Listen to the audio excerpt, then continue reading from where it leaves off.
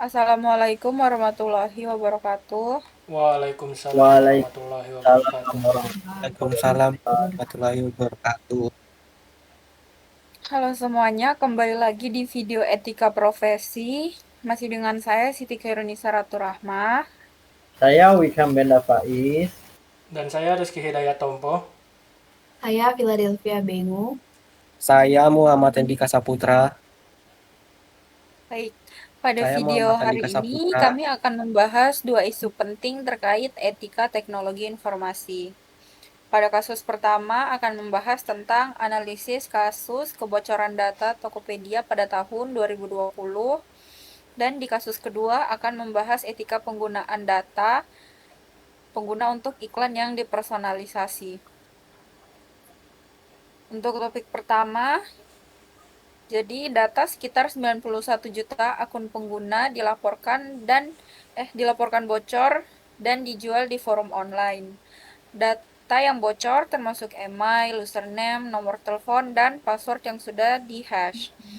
Dampaknya cukup serius karena data tersebut bisa disalahgunakan untuk spam, social engineering, atau percobaan peretasan di platform lain. Kalau menurut kalian itu etis atau tidak?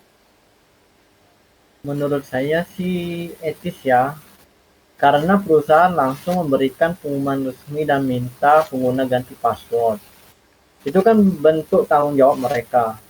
Sesuai prinsip profesional TI atau IT, walaupun perusahaan juga rugi secara reputasi, tapi berdasarkan prinsip etika profesi, misalnya ACM Code Point 1.6 Respect Privacy, yaitu perlindungan data pengguna seharusnya prioritas utama. Jadi dampak terbesar tetap pada konsumen.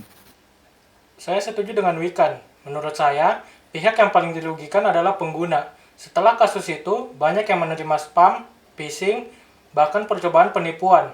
Jadi, ancaman bukan cuma privacy breach, tapi juga potensi kerugian nyata. Banyak orang tahu dari media, bukan dari Tokopedia sendiri. Dari sisi transparansi, juga masih kurang jelas. Lagi pula 91 juta akun bocor, berarti sistem keamanannya belum optimal. Kalau saya sih di tengah-tengah. Dari sisi perusahaan, insiden seperti ini bisa terjadi bahkan pada platform besar dunia. Tidak ada sistem yang 100% aman. Namun dari sisi pengguna, perusahaan punya kewajiban moral dan profesional untuk menyediakan keamanan maksimal. Ya, betul sekali. Jadi dari perspektif perusahaan memang nggak ada sistem yang 100% aman. Bahkan Facebook atau LinkedIn juga pernah kena. Kita juga harus realistis, kadang kecolongan itu wajar. Jika mengacu pada ACM Code of Ethics, profesional IT harus menjaga privasi, meningkatkan keamanan sistem, dan bersikap jujur. Menurut saya, Tokopedia sudah melakukan peningkatan keamanan setelah kejadian. Saya sih setuju dengan Ratu ya. Perusahaan mungkin sudah berusaha, tapi kenyataannya pengguna tidak mendapatkan edukasi dan panduan yang memadai setelah kebocoran. Harusnya ada langkah konkret seperti rekomendasi ganti password, verifikasi dua langkah, dan pemberitahuan individual secara etika. Itu adalah bentuk perlindungan konsumen. Baik, karena semuanya sudah setuju soal keamanan dan tanggung jawab. Sabar guys, kamu Baik, karena semuanya sudah setuju soal keamanan dan tanggung jawab, selain itu juga sudah ada pendapat dari berbagai sudut pandang. Saya pikir isu ini sudah cukup selaras. Selanjutnya kita akan masuk ke isu kedua, apakah perusahaan berhak menggunakan data pengguna untuk iklan personal?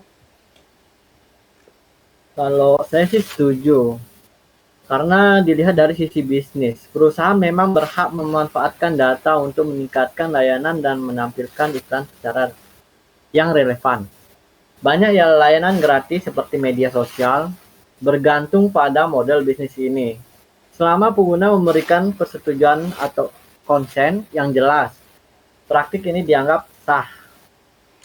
Saya kurang setuju. Dari sisi pengguna, ada batas etis yang perlu dijaga. ACM Code 1.6 jelas menekankan pentingnya menghormati privasi. Bila data dikumpulkan tanpa transparansi atau digunakan untuk memanipulasi perilaku, maka itu melanggar hak pengguna. Pengguna berhak mengetahui data apa yang dikumpulkan dan untuk apa. Kalau saya sih setuju, tapi ada syarat. Data harus minimal, jangan disebar ke pihak ketiga, ambil data seperlunya, dan pengguna harus mudah mengatur izin iklan personal. Jika ketiga poin ini dilanggar, maka inovasi berubah menjadi pelanggaran privasi. Intinya, iklan boleh, tapi privasi tetap dihormati. Ya, betul. Setuju sekali sama Via. Contohnya di Eropa, GDPR mengatur bahwa data hanya boleh dipakai jika ada persetujuan yang jelas dan bisa ditarik kapan saja. Di Amerika juga aturan lebih longgar sehingga perusahaan punya keleluasaan lebih besar. Jadi standar etika global pun berbeda-beda, tapi tren dunia cenderung mengarah pada perlindungan privasi yang lebih kuat. Ya, saya juga setuju. Saya mau nambah sedikit tapi dalam konteks iklan personal, regulasi juga berperan penting untuk menjaga keseimbangan antara inovasi dan privasi pengguna. Negara-negara seperti Jerman dan Prancis hanya mengizinkan iklan personal jika ada explicit consent, bukan default consent. Sementara beberapa negara Asia cenderung lebih fleksibel. Baik teman-teman, melihat diskusi ini sudah mendapat pandangan dari kedua sudut pandang, saya anggap kasus ini juga sudah clear. Jadi dari dua isu ini bisa kami simpulkan bahwa keamanan dan privasi data adalah tanggung jawab perusahaan digital. Yang kedua, etika profesi menuntut transparansi, tanggung jawab, dan perlindungan konsumen. Selain itu, penggunaan data untuk iklan personal juga harus berjalan seimbang antara hak bisnis dan hak privasi pengguna. Baik, sekian video diskusi kami untuk dua kasus ini. Terima kasih sudah menyempatkan waktu teman-teman sekalian untuk menonton video diskusi kami. Sampai jumpa di video selanjutnya. Bye-bye.